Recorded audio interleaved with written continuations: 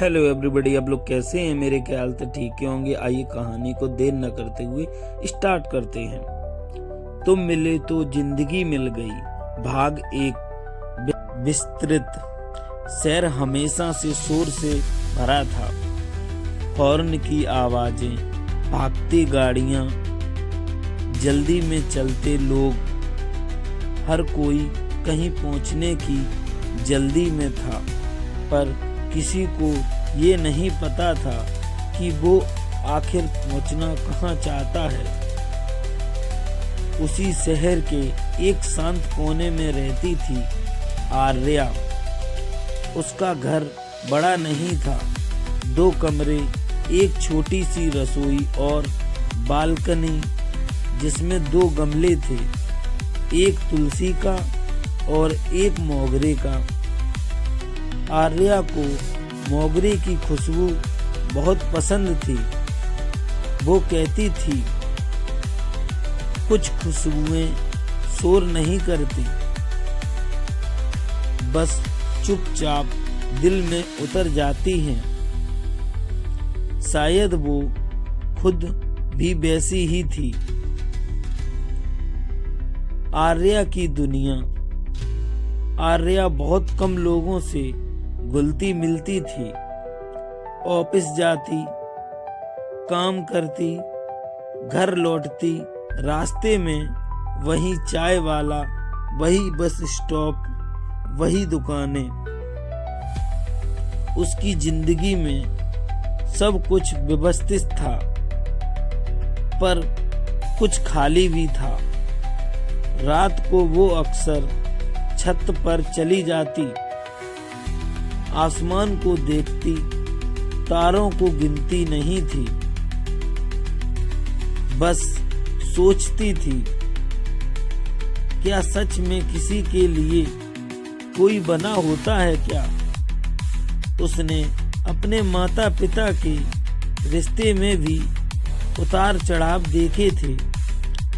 प्यार था पर झगड़े भी थे, साथ था पर शिकायतें भी थी। इसीलिए उसने खुद से एक वादा किया था, दिल दूंगी तो सोच कर दूंगी।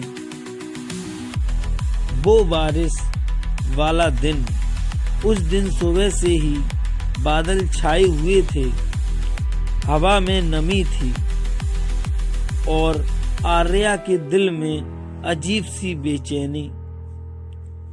ऑफिस से निकलते ही तेज बारिश शुरू हो गई। लोग भागने लगे, कुछ छत ढूंढने लगे। आर्या बस स्टॉप के नीचे खड़ी हो गई। उसने बैग से अपनी किताब निकाली। किताबें उसके लिए दुनिया से बचने की जगह थी। बारिश की बूंदें सड़क पर गिरकर जैसे कोई धुन बना रही थी। आर्या उस धुन में खोई हुई थी। तभी एक छतरी उसके सिर के ऊपर आकर रुक गई। आप भीग जाएंगी, आप भीग जाएंगी। आर्या ने ऊपर से देखा। वो पहली बार था जब उसने अर्णब को देखा। भीगी हुई शर्ट, हाथ में काली छतरी, आंखों में हल्की सी मुस्कान। वो कोई फिल्मी हीरो जैसा नहीं था, पर उसमें कुछ था, कुछ सादा, कुछ सच्चा। मैं ठीक हूँ, आर्या ने धीरे से कहा। अर्णब ने मुस्कुराते हुए पूछा, किताब बारिश से ज्यादा जरूरी है क्या? आर्या ने किताब को थोड़ा छुपाया। हाँ, ये मुझे समझती हैं। अर्णब हल्का सा हंसा। फिर तो मुझे भी पढ़नी चाहिए। आर्या ने पहली बार ध्यान से उसे देखा। उसकी आवाज में बनावट नहीं थी, कोई दिखावा नहीं था, बस सादगी। छोटी सी बातचीत बारिश रुकने का नाम ही नहीं ले रही थी। आप रोज यहीं से बस लेती हैं क्या? अर्नब ने पूछा। हाँ, छोटा सा जवाब। मैं भी आज से यहीं से लूंगा, उसने मुस्कुराकर कहा। आज से क्यों?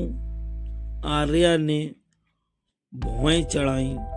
हाँ हाँ हाँ, क्योंकि आज ही तो पता चला कि यहाँ अच्छी किताबें पढ़ने वाले लोग मिलते हैं।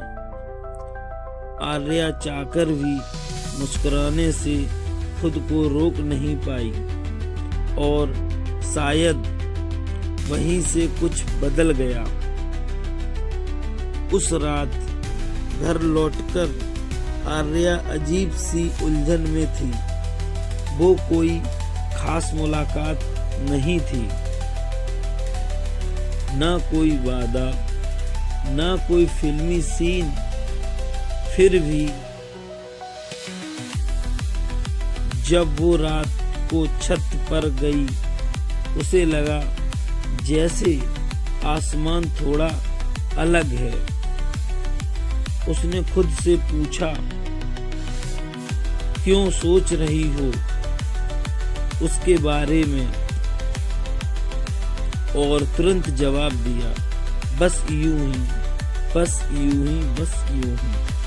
कोई खास बात नहीं, पर दिल जानता था कुछ तो था। अगली मुलाकात 2 दिन बाद वो फिर बस स्टॉप पर मिला। इस बार उसके हाथ में वही किताब थी। मैंने पढ़ ली, उसने कहा। इतनी जल्दी क्या? आर्या चौंकी। हाँ हाँ हाँ, क्योंकि आपने कहा था अच्छी है, और क्या? आर्या ने पूछा। अर्नब ने गंभीर होकर कहा, आप सही थी। अगर समझ सको तो बहुत अच्छी है। आर्या की आंखों में पहली बार चमक आई। किसी ने पहली बार उसकी पसंद को समझा था। एक अनकहा एहसास। अब मुलाकातें इत्तेफाक नहीं लगती थीं। वो रोज मिलते, कभी 2 मिनट, कभी 10 मिनट। बातें अभी भी साधारण थी। ऑफिस, किताबें, मौसम, पर हर बातचीत के बाद आर्या को लगता दिन थोड़ा हल्का हो गया। वो खुद से लड़ती, ये सिर्फ दोस्ती है। दिल धीरे से कहता, शायद नहीं, नहीं, नहीं। और यहीं से शुरू होता है वो सफर जहां 2 अजनबी धीरे धीरे एक दूसरे की आदत बनने लगती। तो दोस्तों, यह कहानी अगर आपको पसंद आई तो लाइक, कमेंट, शेयर करना, चैनल को सब्सक्राइब करना। मिलेंगे इसी कहानी के दूसरे भाग के साथ। तब तक के लिए दोस्तों, मेरे चैनल को लाइक, कमेंट, शेयर करना और चैनल को सब्सक्राइब भी करना। थैंक यू, बाय बाय दोस्तों।